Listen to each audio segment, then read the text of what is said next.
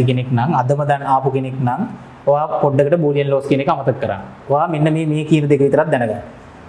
මොකක් හරි සංරචකයක් එකතු කරලා මෙන්න මේ විදිහට තියෙන එකතු කරපු ක්‍රමෙයි ಗುಣ කරපු ක්‍රමෙයි කියන දෙක තියෙනවා. දැන් මේකේ උත්තරනේ අපි දන්නේ නැත්තේ.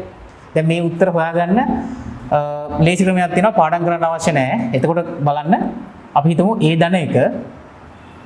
එතකොට උත්තරේ හොයාගන්න තියෙන්නේ. එතකොට පාඩම් කරලා මේක ගන්න පුළුවන්. ඉතින් මේක අමතක වෙන්නේ නැහැ මේ විදිහට කරොත්.